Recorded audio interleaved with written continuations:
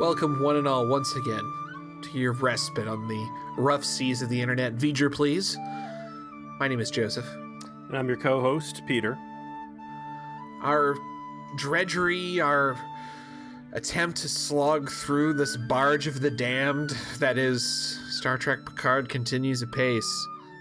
Man, I'm trying to find all the good I can in this, and every week they just make it so much harder for us to actually follow through on our word and finish this fucking show. I think for laughs, we should implement a new rule that at the end of each of these PICARD reviews we do, we try to say one good thing about the episode and see what fucking desperate reaching for straws we have to go through to come up with something positive to say. I listened to our last episode, and I want to say it was almost 20-ish minutes of our podcast before we actually started discussing whatever the absolute candor.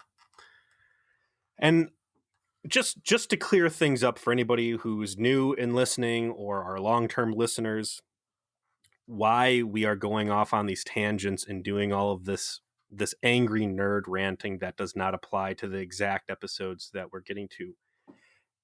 And somehow, and I wouldn't think this would be something I could say, there's not enough to actually discuss in these fucking episodes. You and I can take the goofiest, stupidest episode of Voyager and just find some sci-fi tangent to go on and flesh out and explore and whatever.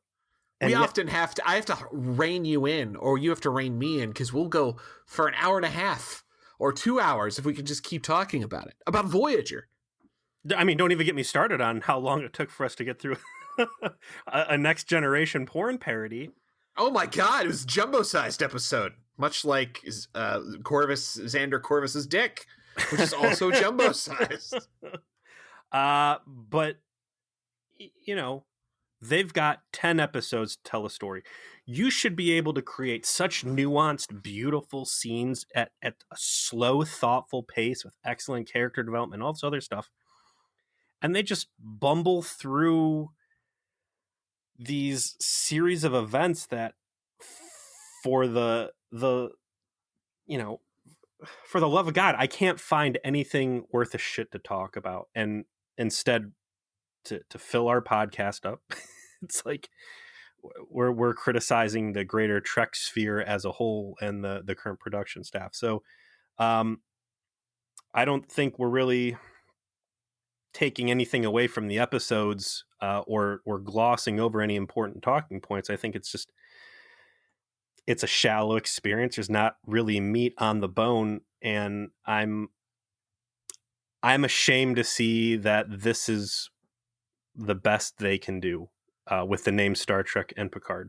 I'm forced to wonder as I contemplate this show's continued spiral into oblivion.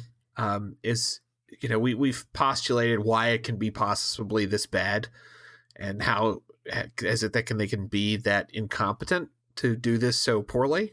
Is that still a good explanation, or is it like bad on purpose? Like, is there some sort of purposeful destruction happening here? Like, I'm forced to wonder this. I'm forced to contemplate this. Mentioned earlier, I'm going to say 2 episodes ago, is PICARD going to be Jesus Christ and have to die on the cross for Kurtzman's sins to just wrestle this fucking franchise away from people who do not care and are just producing trash, and PICARD's going to have to be the one to fall on his sword to move the yoke of leadership to someone else to a better direction.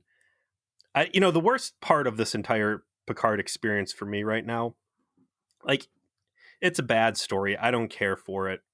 There's a lot of hokey shit going on, and all the old TNG's still there on Netflix. You're not taking anything away from the old stuff. But what you're doing is, not only are you telling a bad story, you are now making it impossible for anyone else to tell a good story, because they've taken the shot and they've thrown it right in the fucking gutter. I was never expecting to get another chance to see these characters in this universe, in this state. Like, when Nemesis was over, I thought, okay, that's it. No longer are the adventures of Jean-Luc Picard and the crew of the Enterprise going to be something I observe. The window into that is closed, and I was more than at peace with it. Like you said, there's all of this material to enjoy and re-enjoy that I have enjoyed ever since, right? Like, I think Nemesis came out when I was in college. Like, a long time we've been without them. And this comes up as a possibility, and it comes up as reality, and you can't help but be excited because you have precluded this possibility, like, in your mind. This can't happen, and then suddenly it is happening. And you're like, oh my, I'm so excited. I'm so ready. I want this. Even if you restrain yourself, a part of you does. A part of you always does. It's the part of you that made us do this, you know? To that point, the expectation that we've all set for ourselves, that from the interviews and other any sort of fan interactions, that I feel that there was writing on the wall that Patrick Stewart never wanted to portray Jean-Luc Picard again. So, like you're saying, we've said to ourselves, all right, yeah, that story is done. And you might think that that's not the case and that there's more Picard out there, but I think the sentiment still stays that Patrick Stewart never wanted to play that Jean-Luc Picard again, and that's why whatever in the fuck this is that I just watched today, this fucking Jabroni circus, this, I am beside myself with this. I'm embarrassed for the fucking franchise. I am embarrassed that this cheap junk shit sci-fi original that never got to see the light of day under its original title name, whatever the whatever bathroom they found this thing on the floor, that you can take something like Future Man, which is a story about traveling back in time to kill the guy who invents the cure for herpes, right? Right. And that it's so good. There's such good character development. The special effects look so great. The dealing with time travel is so excellent. It's so thoughtful and good. And then you take what the best fucking thing that Star Trek should be able to possibly put together. There should have been the best sci-fi minds together in a room producing a magnum opus. And instead, I get whatever the fuck this thing was. Season 1, episode 5, Stardust City Rag. This episode started with something that I felt compelled to warn you about after I saw it. I don't know if you saw my warning. I saw it. That there was going to be a massive spoiler for Voyager. And what I would like you to do is describe the opening scene, and then I will do my best to provide context with the least amount of revelation as possible. Because this was a huge fucking deal.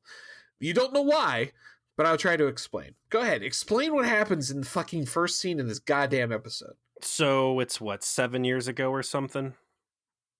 This is around the time of when the synths went crazy. It seemed like it was... So 14-ish years prior to modern day setting of Picard, around the Mars Space 9/11. And there's a couple biodomes on some planet. We zoom in. It's a real horror movie Saw setting where we've got someone who is tied down. There's blood. There's cutting instruments. Real horror movie vibe. And we pretty quickly see that it's someone getting their eyeball ripped out of their head, clearly without any anesthesia. They seem kind of humanoid. You see the Command Burgundy Starfleet uniform there, and again, it's the previous version to what's currently in rotation. And you've got a some sort of technician who is showing zero compassion about the technology implants she's ripping out of somebody. And then there's a commotion, and someone shoots their way in, kills off all the techs. It's 7 to 9, who we got dumped on our lap last episode. And then she comes up. Clearly, there's a strong relationship there. She calls him her son. And then ultimately, Mercy kills him. So let me give you some context. In season 6 of Star Trek Voyager, they are going to encounter a derelict Borg vessel where most of the Borg have been wiped out. The only survivors are essentially children who were captured and were put into maturation chambers to be grown into full-sized drones. And they were protected from whatever happened. They emerged still basically partially childlike, partially Borg. There's a whole episode about essentially reclaiming them. And of the child Borg that were reclaimed by Voyager in this episode, Icheb, who this is, ends up being the one that stays on Voyager the longest and ends up being essentially a recurring character for the last 2 seasons. And becomes, as a consequence, the main vector by which Seven of Nine's character development in regards to her being a mother figure to reclaiming more and more of her humanity goes through. Icheb is a critical character to Voyager and specifically Seven of Nine in season 6 and 7. Because he was still a kid, he's not quite as like programmed into being Borg, so he's much more like gung-ho about, being human. And there's in fact even an episode where Seven of Nine's cortical implant fails. She can't live without it, but Icheb can because of the age when he was assimilated and was then de-assimilated. His brain isn't as dependent on it, and eventually gives her his cortical implant, even though it was going to possibly kill him. Right? They have that level of connection, which they reference in the scene. And that's my one good thing I'm going to say, is that they reference her, this Nazi doctor lady, trying to find Icheb's cortical implant, but can't find it because he doesn't fucking have one. Like, somebody watched that episode. Good job, writer, whoever you are. You get a gold star for effort for this scene. I read briefly, just looking over a couple notes for the episode, the lady who wrote the script for this was like a huge fan of him and actually incorporated him into prominent mention in a book she wrote where he goes through Starfleet Academy. Yeah, and that was part of his character on Voyager as well, that he wanted to be in Starfleet because they rescued him and all this. Like, okay, so that sets the table. This guy is the most important character aside from Janeway in Seven of Nine's life. That's who this guy is. We see he made it into Starfleet. He's a lieutenant. And the first thing that happens is Seven of Nine has to come into this fucking horror movie and euthanize him. Okay? That's the fucking stakes they set up for this episode for people who are big fans. All right? Like, holy shit, they just killed Icheb. He was having his Borg parts ripped out. This is awful. And the fact that this show goes on to basically just piss all of that initiative away into just this cheap, sloppy mess is its worst sin. Because I actually was like, oh shit, the fuck? That's it. That's some fucking dark shit. Where is this going? Is this gonna go someplace interesting? Are they gonna go so hard? Is like a cortical node like a big deal? Like, because it has like processing power? Like, are we gonna get into like a black market for Borg parts in some way? Like, is there? No, it's just. We get a far pan out shot where you see like a Borg torso and arm, and like it's a pretty good looking chop shop. And to Frakes' credit, like his horror touch is pretty on point. I did enjoy that. And I think that's, if we're going to try and look at the greater universe going on around this time, there is a thriving market for these Borg implants and stuff. Not only do you have the Romulans who are harvesting an entire cube, but clearly there's a very strong black market element for not only Borg implants, but like classic era Borg implants from, the Berman era Trek, that's better somehow than the newer implants that have been floating around. It was a very powerful scene. I think Jerry Ryan does a good job. I think this guy laying on the table getting slaughtered. There's an issue, I think, with the audio. It becomes very hard to hear what people are saying. And I got the gist, and it was clear why she was doing the mercy kill and that there was a strong connection there. But I would say the black market that we're seeing there kind of reminds me a little bit of Pacific Rim, like how what do they look? Yeah, the brains of the kaiju and all that. Yeah, that there's these people that go in after battles and scavenge and just find what they can. Again, to this scene specifically, so the synth uprising happens. How does this Starfleet guy end up on a planet alone? Exactly. They don't explain it well. That's part of the problem. Like, this was set up to be just stakes for why Seven of Nine is angry. And that's what pissed me off later on. Like, this didn't have any meaning to the story other than, oh, well, Seven of Nine is going to be angry because of this. Because, Egypt got killed. So clearly that's good motivation right there. There wasn't anything to what they decided to do with this. I mean, essentially Seven of Nine's a one-shot in this entire series, right? She's like third build as people in this fucking thing. By the end of it, she's just off the show, right? She's just gone murdering people with phasers, right? Like, doing whatever her fucking space Batman shtick is. Mm-hmm. The writing of this episode and the amateur hour nonsense that it engages with, I don't think can be overstated. Because you get this opener, and then you cut back to the Normandy.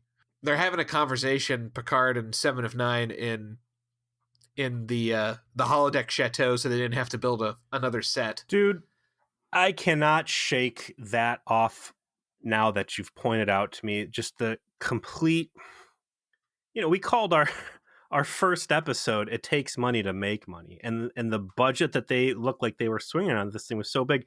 And for them just to get so cheap and chintzy, like, you couldn't just take a room and make it look kind of futuristic and have a chair or his bedroom or something.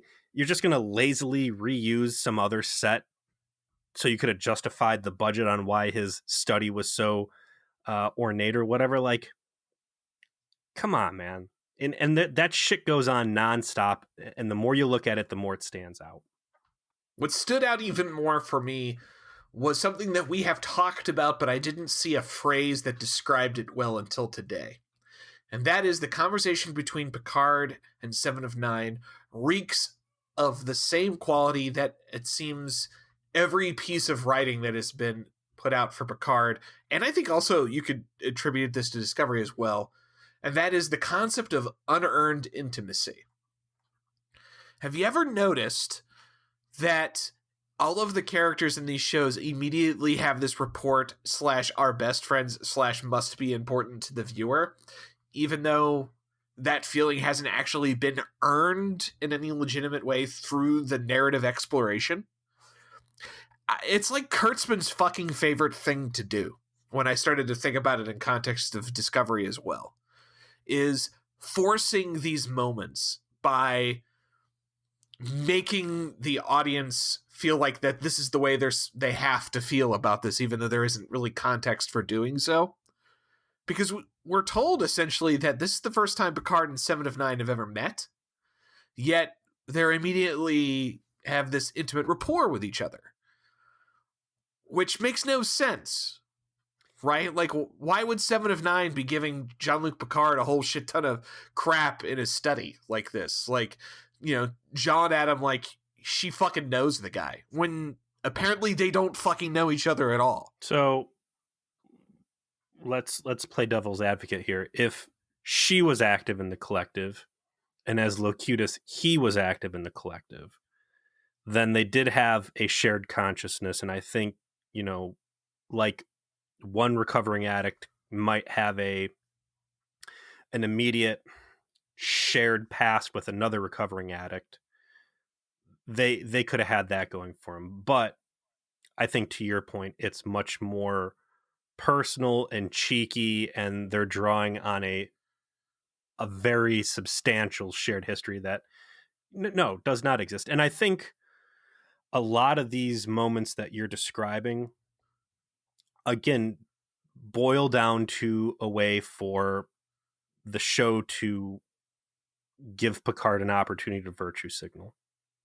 Not even. It's giving other characters the opportunity to abuse him while he's passive, right? It's so weird to see this character be called Jean-Luc Picard when he seems to be a completely passive, impartial observer to everything that's happening around him, and is just constantly the target of abuse of all of these other people without really asserting himself in any way. The same unearned intimacy / abuse from Raffi a couple different times. From, Admiral Craft Services. There's just no sense of the Picard that stood up for the decisions that he's made, except in that first episode when he resolved to do something about the fact that Daj had died in his presence, and that he needed to do something as a consequence. He had a 35 to 45 seconds of resolve in this show so far. Oh, and I guess then when he took 10 seconds to dress down a Romulan that just saved his life by beheading a guy. I guess that's the only other time. Looking back on that episode too, I refuse to believe that was not an engineered situation. Look, it's not Picard, and that's the only way I can say this. Whatever Picard you thought you were going to be looking for here is not here, because it's very clear that is not a character that Patrick Stewart was interested in reprising. And if you can watch season 1, episode 5, Stardust City, Rag and by the end say, this isn't a fucking joke or a caricature or someone's silly drunk buffoonery, then you're in the wrong place. I would go as far as to say the term Drecker has come into fashion for describing people who like the stuff, to use the Yiddish phrase Dreck, which I believe means garbage. And I agree. You're not a Star Trek fan if you like this. You're a fan of something. It's not Star Trek though. It's something else, and I would prefer it not be associated with what I love. I am going to stand by my statement that if anybody's out there is loving it and this is their jam, good on them. I'm not going to take anything away from them. It's certainly not anything that I'm going to fondly remember, and maybe in the next 5 episodes there will have been a radical shift in the writing room, and someone is going to kind of pull their nose up on this suicide bomber mission that they're trying to pass off as Trek. But yeah. So yeah, we cut back over to the starship Normandy, which I still can't tell you what the real name of this vessel is. Yes, it's the Normandy. Let's just call it what we see it. Yeah, and we pick up with Picard, and he's got 7 to 9 in there, and she starts kind of giving a little bit exposition about what the Theris Rangers are and why she's doing it. She's got a real illogical line of motivation of why and her reasoning, and Picard's kind of like, okay. And then she's like, well, what are you going after? What's your mission in all of this? And Picard starts playing coy and eventually hooks her in, and she sits down and hears his story and presumably agrees to go along for the ride over to Stardust City. The planet they go to is basically planet altered carbon, I guess. It's like space Las Vegas. It's definitely the least Star Trek place I've ever seen. But I'm assuming they're outside of Federation space. They arrive at Free Cloud and have to deal with this goofy sequence where they're being assaulted altered carbon style by advertisements and shit. It's so dumb. So out of place. Yeah, it feels to me that this entire planet and all of the cheap shit garbage holograms they involve and everything else would have really worked well for the Enterprise TV show as early technology, early fringe Las Vegas, not something that has the full technology might of the current day technology world. Like this entire planet, all the special effects around it, everything just came off so cheap and low budget and shitty. It left me scratching my head. Come to think of it, it actually does resemble just an episode of Enterprise with slightly better makeup in the background, better costumes. Mm-hmm. Like there are scenes and places they go to in Enterprise that are like gritty and kind of like Mos Eisley-esque, I guess you'd call it. That's more accurate than you may realize, Peter. Yeah, and I mean, it's a low budget joke. We find some crime boss who I can only refer to as, Marina Sirtis's twin sister. Yeah. If Marina Sirtis had a twin sister and then froze her in carbonite for 30 years, it's like very similar. It's like if Troy got mashed up with like Gozer the Gozerian. Yeah, the outfit is very Gozer. I guess we should fill in that we finally see Bruce Maddox, who's not played by the same actor. Boo and hiss. Yeah. What the fuck? I would assume that it could be that the guy didn't want to do the part. Oh, he saw the script and saw it was fucking garbage and said, "You know what, pass." Yeah, I can't imagine it would have cost much. I think he actually like teaches acting. I think he did a Star Trek musical. Yeah, he is active in Trek circles, so I can't imagine it would have been hard to get him. But instead, they get a guy from the Nutty Professor. And Bruce Maddox tells the crime boss, who he clearly was apparently had borrowed money from, I guess. Again, lots of discussions of money, which is just still so weird to me. I buy it, though. We're now outside of Federation jurisdiction. We are outside of the Utopia. This cloud Stardust City shall henceforth be referred to as Omega from Mass Effect. There we go. Yeah. This guy's dealing with Arya Talok, who is the very sexy, cruel ball breaker. And she is informed by a walking piece of ginger root. Who they build up and then just gets fucking aced later. Like they build this guy up to be just the fucking coolest guy, and he just gets shot in the back of the head. Oh, he's a sentient lizard, and he's got all these smell receptors, and he's so strong, and you can smell light. I mean, the way they're fucking hyping this guy up, you would have thought it was an 80s cartoon that was going to try and sell you an action figure. Like, they do not get off this guy's nuts. And then the Rios just blasts him in the back of the head. I'm like, all right, let's get out of here. But this guy's like, listen, Bruce Maddox is here. And she's like, how the mighty have fallen. Yeah, go ahead and kill him. Oh, wait, no, I'm going to try. I actually didn't really mind her. I kind of like the criminal element conceptually. I thought her idea to kidnap this guy and sell him off to the Tal Shiar, and that's the singular Tal Shiar, not the Tal Shiar. Yes. What was good. And that's where this plot line stops being good, because the Scooby Squad up on the Normandy and their terrible Dixon Hill murder mystery adventure says, we need to get Bruce Maddox out of there. So how are we going to do it?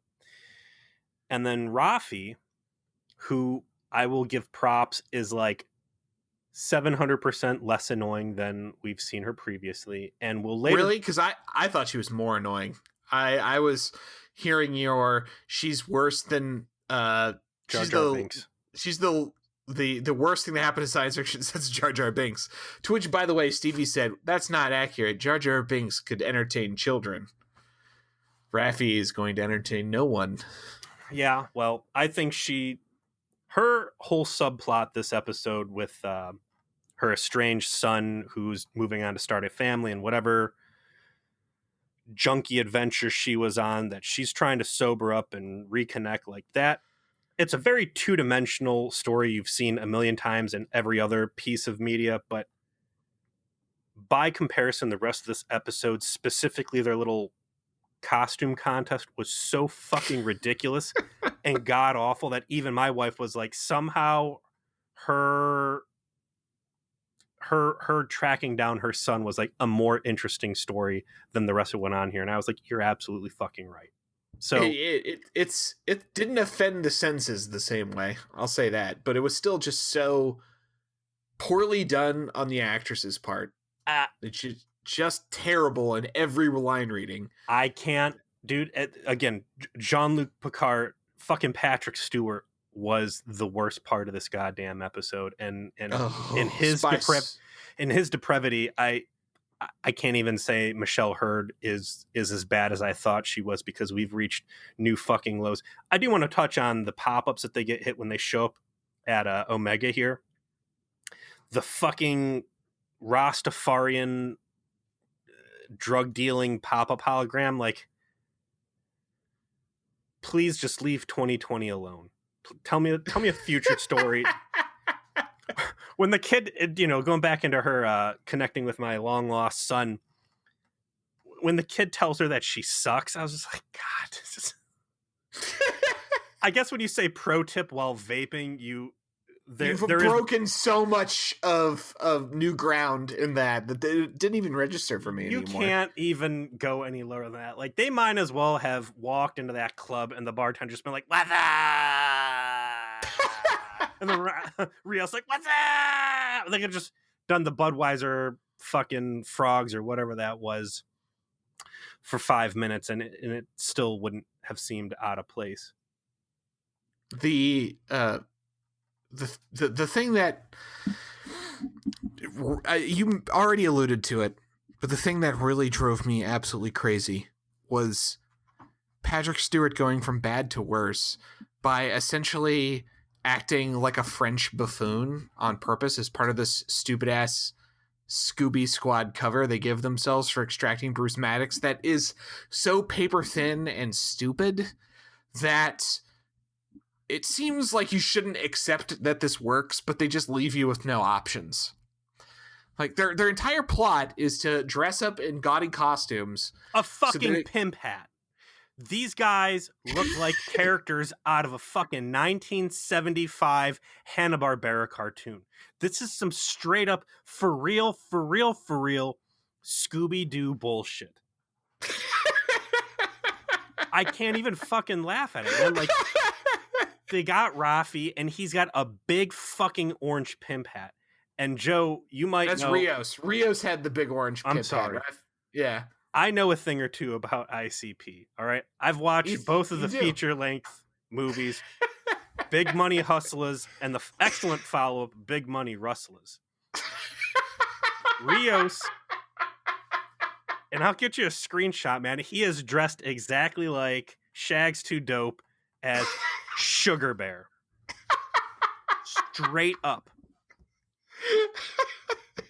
It would have been so much better if they just got down as ICP, just with fucking Juggalo makeup on. It would have been more credible. Oh my god, yeah. They're like, they find like a database entry for like, how should we dress up? That's like really gaudy, would really stand out, and they just accidentally like find this entry about Juggalos. And they just go with their fucking Hatchet Man hats on sideways, their Faygo bottle, whoop whoop, like that. That would have been so much better. It would have been more creditable than the fucking train wreck we ended up getting. So the plan is that Rios is going to go down to the surface dressed like a fucking pimp, and he is a intermediary middleman who is going to try to negotiate with what I call her, Arya Talok meets Gozer the Gozerian with them Deanna Troy looks. Yes. And he's going to try and snake Maddox away from the deal where he is originally going to end up with a Tal Shiar. And that's kind of like this. I guess if it was anything else, it would have been a good setup. It's kind of got like an Ocean's 11. Like, we're going to describe the plan as the plan is being shown on the screen. In the process, I think at this point, I'm going to be retiring my theory that Rios is in fact AI, and that entire ship, that he's like sentient AI. If he's transporting down and some of the other stuff he goes through, getting injected with pheromones and stuff, I don't think that he can actually be a hologram. Again, the show's not going to be that clever. I guess we should also mention, because at this point we'll have seen that Dr. Girardi has not been entirely truthful with the crew. Bruce Maddox was clearly her lover, boyfriend, friends with benefits, something more than colleagues, because she's watching a video of him making chocolate chip cookies, right? And they're being lovey-dovey with each other. Shout out to Allison Pill, who is the only person trying her fucking hardest when it comes to everyone making this show. Producers, writers, all of the actors, no one's working harder than Allison Pill at trying to make this fucking work. And she turns in an A+ performance in what was otherwise dog shit, in my opinion. Jerry Ryan also did okay. I just don't think she had much to work with. I guess now is the time we point out that Jerry Ryan still looks fine as hell somehow. No silver catsuit this time, but there's some things you just can't hide. I'm talking about her butt. Yeah, I'm aware. I crossed my mind as well. I bet it did. And look at that, Jonathan Frakes not, holding the camera boob level on her on all shots always. Apparently that was just a fluke that Voyager's photography fell into. So they're going to put the mercenary Captain Rios down there, and he is going to butt into this deal that was supposed to be between Arya T'Loak and the Tal Shiar to get Bruce Maddox. And they're going to trade 7 of 9 as bait, because Gozer the Gozerian is real big on the Borg black market parts market. And my first question is, why in the fuck would this Rios guy, agree to this super dangerous ass shit? Like, he was being paid to ferry Picard around, but like getting involved in this harebrained scheme. I'd really harp on this if it wasn't even like the top 50% of the stupid shit we see in this episode. Did you see the... You're right. Yeah, them glossing over this seems minor compared to everything else they gloss over. Yeah, he's like, oh, you want to go to a Borg cube? Well, that's going to double your fee. There's no mention of, you want me to go down and fucking jerk a major crime lord around? Yeah, buddy, listen, we're going to either have to firm up why I care about you and really get some Picard fanboying in here quick, or put some money on the table or whatever. They go out of their way to drag as many TNG and Berman era references into this thing as they possibly can. Obviously Bruce Maddox, obviously 7 and 9. There's mention of Mr. Mott, the old barber from the Enterprise D. There's Quark as well. Quark gets a shout out. So I know that it's a reference to a thing I know. Hooray! I mean, that seems to be what authentically they're going for. Yeah, with those, like, there shouldn't be I guess Quark franchised. I guess. I mean, good whatever. Call. Hard Rock Cafe. He knows how to make his money. Hey, the man was a restaurateur. I don't doubt his ability, but that deserves explanation. I would rather see his trials and tribulation in growing a chain franchise than the fucking story I'm getting into.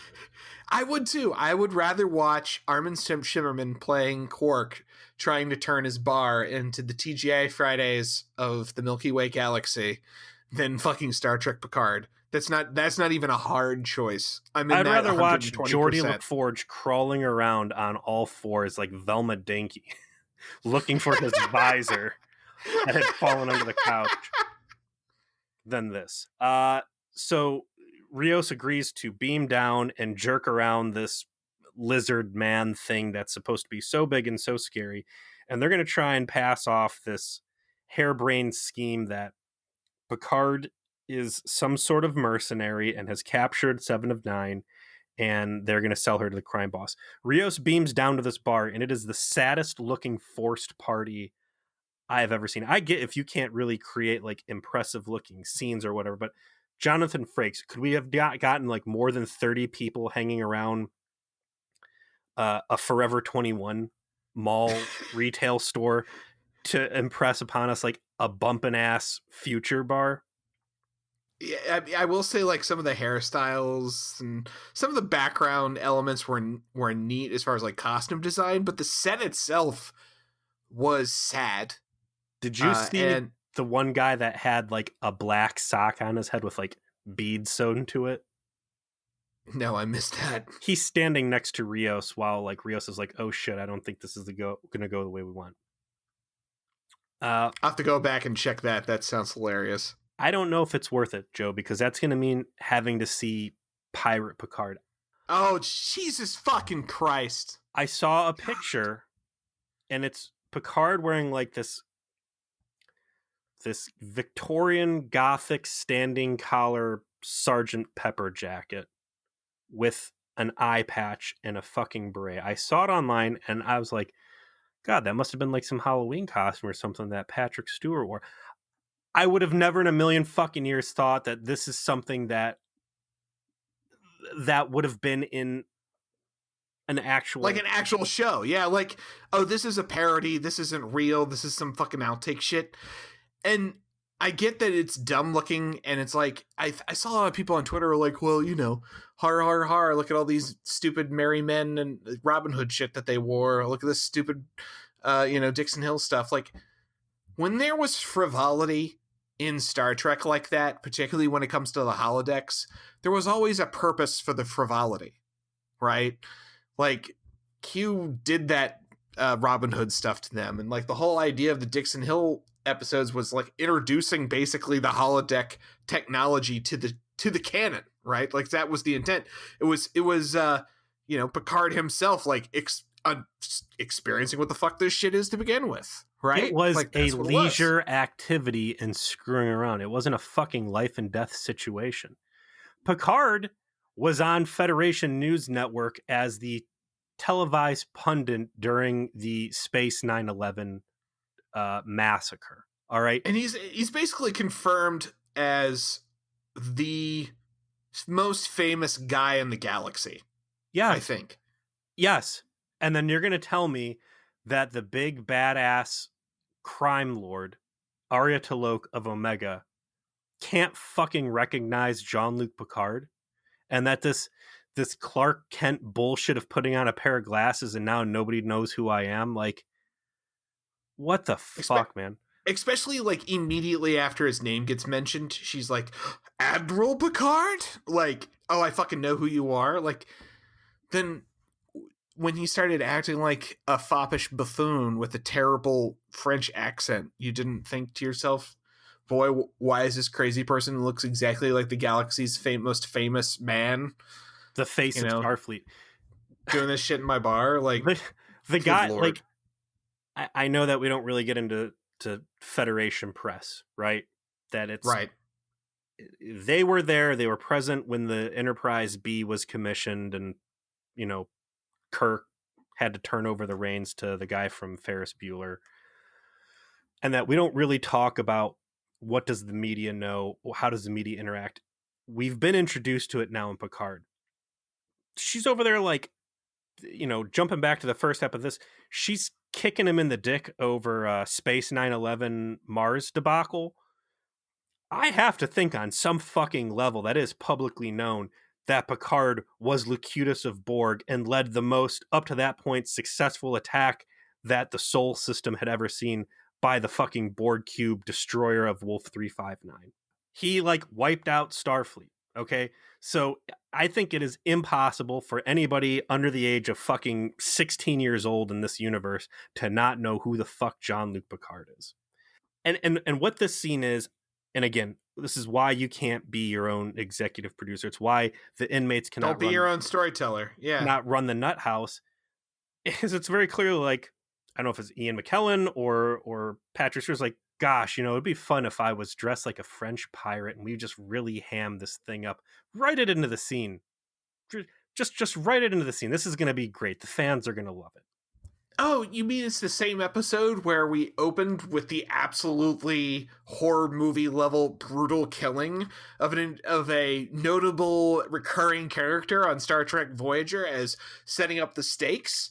Oh no, we can go ahead and start to just descend into buffoonery. That's fine. That's totally fine. That's not tonally inconsistent at all. That doesn't sap all of the dramatic energy that you built up after that, like, absolutely stunning opener where you do something so gruesome and gritty and awful to a major tentpole character by killing essentially her surrogate son, a character we got to know over the course of 2 seasons.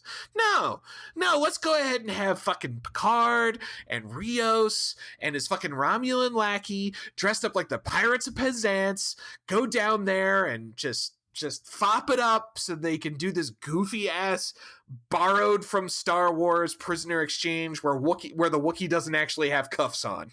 Yeah. And the Wookiee is 7 of 9. Patrick Stewart has lost his fucking mind. He has. Fucking has. He was the worst actor in this show this week. Michelle Hurd was bad, and she's always bad, and she is on balance worse than him. But this week it was absolutely Patrick Stewart. Like, what the actual fuck? Am I living in Bizarro World? Did I lose my fucking mind? Did I have a stroke at some point 2 episodes ago, and I'm just seeing distorted reality that this eye patch fucking nonsense is what clogged up 45 minutes of my day. So again, I'm sitting here scratching my head about where did the money go? We're using cheap no-name actors. We're reusing as many set pieces as possible where his old study that they, had to secure for the first 2 episodes can continue seeing the light of day as essentially his new ready room. And then we're down here in this express limited mall store that's supposed to be a bumpin' nightclub. And they are doing human trafficking, that this crime boss, who's a super big shot, is going to sell an old Federation scientist to the fucking Tal Shiar. And now she's going to be trading for these Borg parts she wants like nobody's business. And they can't even give us like a back room scene. All of this dirty ass black market, like drug dealing is going on right in the middle of a fucking nightclub. I mean, like, when they actually go to Omega in Mass Effect, they have the decency to do all of their dirt, like, in a little private suite that's overlooking the club, Yeah. They'll do the dirt on the club floor. Like, is she really not a big shot? And, like, this isn't her club, and she's just basically, like, squatting because she doesn't have her own office, so this is better than trying to do human trafficking out at the bus stop or something. Ridiculous. Fucking ridiculous. God, they try to do the exchange. 7 of 9 takes that opportunity to reveal that, she agreed to be part of this because she wanted to murder this lady. And she wants to murder this lady because they heavily imply 7 was in lesbians with this lady. Which, is that what happened? That's the vibe I was picking up. They were intimate with each other. She knows her real name, Annika. They kind of had the look, which is fine by me. Like, it's the 24th century. We know everyone's freaky in the 24th century. Like, we have gone the rounds on how the 24th century is apparently the most DTF time. So, seven being lesbians with someone actually is one of the more appropriate things they could have done. Well, when your other option's being stuck next to Chakotay for 4 years, I'm not going to blame you. Now take that. If Chakotay is your only option, chicks are going to look mighty fine in comparison. Hey, you know what? Maybe Gozer the Gozerian is looking pretty good. Yeah, this is where like the audio started becoming difficult for me to follow and understand what exactly was going on. It was clear that there was some sort of shared history between them. I didn't think it was romantic. I thought for a minute that Gozer the Gozerian might have been formerly Starfleet. Again, the whole sequence of events, like, why was the Borg kid able to be abducted? Like, how the fuck how did you steal a member off of a Starfleet vessel? They needed to explain that. Instead, it's just, she found out about him from me, and he was I think she said he was on loan. Doing what? With what? Where? What? Explain this to me, how this happened. Like, Starfleet's gonna give a fuck that one of its officers was abducted and disassembled for parts. Had they taken Gozer, and Gozer was a rogue Starfleet captain who, when Space 9/11 happened, went AWOL and started doing like dirty ass shit and cannibalized one of her own crew members and whatever. Okay, there's someone despicable. There's someone with some substance. God, I'd love to see a fucking evil rogue captain. Great. And instead, we get this half-ass Matrix Revelations club scene, whatever. And that's kind of what it really is. That really was like the most half-assed of all club scenes of all time, too. And to this Merovingian parallel, like, she's got her crazy looking dress. She's got the two twins in white outfits. Like, yeah, that's what that is. Less bondage, less bullets being suspended in midair, whatever. 7 to 9 chokes are out. We get some classic Berman era choke daddy play. It's true. Like, she's apparently, when she left Voyager, she copied Tuvok's program. Like, you never know when you're gonna have to bust out those choke muscles. We gotta keep them sharp. We gotta keep them fresh. Mm-hmm. Well-oiled. Well-oiled, Borg choke in hand. Mm-hmm. And this choke is so threatening, of course, is that ultimately it's enough to allow the whole party to just escape with Maddox and fuck off without any problems. Like, everyone just gets to go. Oh yeah, and that's where Rios like gets behind the super reptile guy and just fucks him, shoots him in the head after all that buildup. Like, the coolest henchman of all time just goes down like a bee. It's great. It's like a nice homage to Boba Fett getting punked. I'll also say, like, Rios is not a terrible character. I hate him less than I did before, and I think once they quit focusing on him being broody, even him dressed like fucking Sugar Bear from Big Money Hustlers. He was definitely more tolerable here too, but I feel like I'm grading on a curve. Yes, you have to. You cannot take any of this stuff objectively. Like, they are setting such terrible precedents within the same episodes that they're that's Patrick Stewart being a great team player. He's like, man, I'm making everybody here look so terrible. I'm just going to have to go roll around in the mud to make my co-stars seem a little better. And it works, sadly. What a bro. What a bro for everybody. Yes. Thanks, Patrick. You did it. That eye patch and fucking beret were totally worth it. So, whatever. Seven's got her in a chokehold, and she's going to kill Gozer, and Gozer's like, oh, don't kill me. And then Picard, who has never had any screen time shared with 7 of 9, and ultimately shouldn't give two shits because he is there to get Bruce Maddox, and they're there to leave and not spread any more death, within the ranks of his crew, and get the fuck out of there so they can go find Soji and protect Data's daughter, because that is his super important mission. Instead, it's another opportunity for some forced virtue signaling out of Picard. He's like, you don't have to do this. You're not a murderer. Turn the other cheek. Be a good Christian. And Seven's like, no, I need to kill her. And Picard's like, I'm totally going to ignore the fact that fucking last episode I went and started to instigate a fucking race war and forced my assassin son-in-law to murder 3 people. I'm above that. You should come up with us. And then they throw this thing out where, like, well, if you do kill her, even though you just gunned down her fucking bodyguard and put her in a chokehold in front of a club full of people, if you kill her, she'll put a bounty on you. So why don't we just leave her alive and you guys can take off, because she totally won't put a bounty on you after this fucking stunt. And they all beam up, and there's some another heart-to-heart between Picard and 7, and, hey, let me ask. And this scene was a good scene when she's like, listen, you were in the collective, I was in the collective.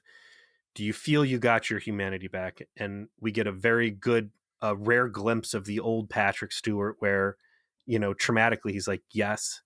And, do you think you got all of it back, or do you think that there's still some Borg there? And he's like, no, I don't think I got all back, but we're trying. And she's like, cool. Hey, can I take all your guns? And he's like, yeah, sure. Yeah. I mean, what could you possibly do with that, given we just got done confronting an ex-lover of yours that betrayed you so that you could harvest your son for parts? You clearly won't go murder anyone with those. Like, I agree that moment was cool. It almost feels like their interaction should have started with that moment to, like, give them earned intimacy. Yeah. But instead it didn't. Instead it was this unearned nonsense. And then Seven of Nine, guess what? Doesn't beam to like a waiting, Fenris Ranger ship. She beams down on the surface with her fucking guns akimbo. Disintegrates, Deanna Gozer, and then just goes ham on everybody and starts like just machine gunning down all of her security goons. I will admit I did secretly enjoy that. When she goes ballistic and starts like Terminatrixing and just walking glass-eyed, shooting people to the sides and just laying down the fucking law, like, it takes you back to the Raven, which was the last time I saw when 7 of 9 gets phaser rifles and just walks down the hallway, as an active shooter. It looks silly out of context when you're like, no, there's a pretty strong precedent for her just Terminatrixing the fucking place up. Sure, okay, I'll take what I can get. I can definitely see her resorting to violence. It's just, it was the most predictable thing to end the episode on, and so that's what they did. Except the next thing that happened. So the plot of, there's no Shoji Tabuchi part of the episode. That's the truth. That's what my wife said. She said, I didn't hate this episode because she hasn't watched all of TNG and doesn't know how to hate the right way. But she's like, I feel like this was much better than the last episode. It was stupid, but at least it wasn't boring. I don't feel like we wasted our time watching it. And she said, maybe the reason I feel that way is there was none of this Victor Frankenstein, Soji, boring ass Romulan stuff. And I said, you're absolutely right. That Borg cube shit is so fucking terrible that the absence of it alone can bring an episode up in quality. The real drama occurs in sickbay because they get Maddox back. He starts to spit out like some theories about the attack that happened on Mars, that the Tal Shiar were involved, but maybe the Federation was also involved in some way, which does not come to a surprise, I think, to any sentient being who's been watching the first 4 episodes of this. They're practically telegraphing with every bone in their body that they want to make the Federation out to be as terrible as possible. And the he's real beat up, he's in bad shape, and Jurati clearly has a pained look on her face while he's starting to explain this to Picard. Kind of cuts him off and gets him out of there. And we see that in a conversation that Maddox has with Jurati, that she was helping him make the androids, that he had a contribution. Song is mentioned by name. I don't know if that was just a reference to using his information, Yeah. I don't know if that was to refer to a present Sung or past Sung. I assume past. But that they were in some kind of contact at some point. And then, again, we don't have any context, but Alison Pill sells her sorrow really well in her performance and conveys that she was shown something that really horrified her. That was almost like knowledge she didn't want, knowledge that made her regret all of her decisions in life, and also was leading her to essentially murdering Maddox in the bio bed, making it look like he passed on from complications from his adventures being drugged. And the episode's left there. There's not any explanation as to why she does this, aside from a very pained, I wish I didn't know, I wish I didn't know what I knew, and how horrible it is. We don't know what any of this is referring to yet, but it leads her to straight up murdering Maddox, who again is supposed to be intimate with her. This was a genuine surprise. And to your earlier statements, Alison Pill is, with the lack of the Tal Shiar wine people that Picard, for some fucking reason, left back in France, she is the strongest acting force in this. And had you asked me up until the last 4 minutes of this episode what I thought was going to happen, I really felt like they were grooming her to become the main character of this show. I still believe that Picard is going to die, and I think that she was really kind of poised to become the new center of attention, and deservedly so, because her acting chops are there. The character's kind of interesting, and it's something we've never really focused on, a female scientist. Oh wait, we totally did, Janeway, but I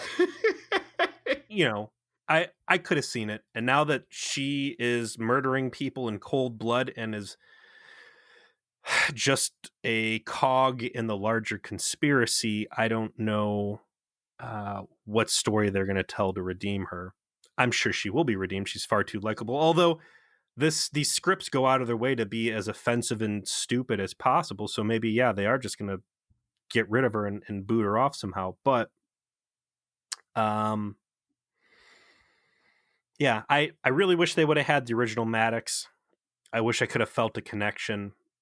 This guy didn't fit anything we saw before, personality wise or mannerism wise, and it was, for all intents and purposes, a completely different character. I wasn't sad to see him killed off. I don't know, that part was interesting. I wish that this episode could have done justice to what it started with. Having Icheb die in, for what all intents and purposes was a horror scene, could have built into something really earned and important and interesting, particularly to fans of Voyager, of which obviously our show caters to. And instead of that, it's just used as a cheap ploy to give Seven of Nine, who is not a main character but a one-off, some bargain basement motivation for doing murder and explaining why she's Space Batman. They don't explain how all of that happens with Icheb. They don't explain why Seven of Nine is out doing this shit on her own, except that she just wanted to. Like, there's no explanation. There is no discussion of Voyager whatsoever. There's no discussion of, like, anyone from Voyager that might have tried to help Seven of Nine understand this, because same fucking problem that we had with goddamn everyone not Picard not going to the TNG crew to help with this whole Data's children thing. Like, they would all be interested because they're all friends of Data. He was family to them. This is kin to Data. This is clearly important to all of us. Like, if Icheb got fucking snatched up by a bunch of Borg organ harvesters and had to get, euthanized as a consequence of that, everyone from Voyage will be like, saddle up, buckos. We fucking hunting. Like, fuck these guys. Ain't no doubt about it. But we don't even get a mention of any of that. And it's dishonors the stakes they set up by not giving you any kind of meat on the bone when it comes to that. And it's indicative of everything that we've come to hate about this show. I saw web ads and it's like, Jerry Ryan had a hard time finding a voice for Seven for this. And it's like, yeah, because she probably saw the script, saw it sucked, and knew that she shouldn't have fucking been in it. I would have figured that her inclusion in this Picard story, which so heavily features the pillaging of a Borg cube, that she was going to be part of some sort of like resistance or watchdog group or something saying this technology should not be circulated. If these Fenris Rangers were hell-bent on taking Borg tech off the market, I mean, that's a vigilantism that I could see her getting on board with. Not just we're just a roving police force or whatever. You would have had a great reason for Picard to be like, listen, we're going to have to go to the Borg cube to do my thing. And her being like, I never wanted to go back to one of those places, but me being former Borg, me seeing the Borg black market parts, like all this other stuff, like there's a reason. And instead of putting her in a lane that she is perfectly fit to fly in, yeah, just taking her out for a murder, revenge, mass shooting spree opportunity. Fuck that, man. Like, Yeah. All of this opportunity and you use none of it. Go fuck yourself, you know? I cannot overstate how fucking terrible Patrick Stewart was in this. Yeah, all-time worst performance I've ever seen from Patrick Stewart. No doubter. Inexplicably bad. His character seems to just be there to be a punching bag for all of these other characters. It's so sad to watch. It's embarrassing. I've bemoaned already, like, you know, the Picard we love is a Picard who's in command, who has the command authority, who has clarity, who's leader, and he's just none of these things in this show, and it just makes him not Picard. It just makes it old ass Patrick Stewart out there, you know, basically play acting at a character that he created and crafted with all of this incredibly intense performance over the course of decades, and instead is just coasting. I don't know. I don't even know why the fuck you say yes to this. Why do you do this? You can't need the money. I don't fucking get it. And what gave me the most hope that it would be good was how fucking good he was in Logan. You know? Yeah, man. Like that movie was an perfect ending to something that where it's so hard to stick the landing, right? It's so hard to end stories now. And Logan was just so good at being an ending that you're like, I don't ever want to see Patrick Stewart as Professor X ever again. I don't want to see Hugh Jackman as Wolverine ever again, because that was so awesome an end that any more material with them would just ruin it, right?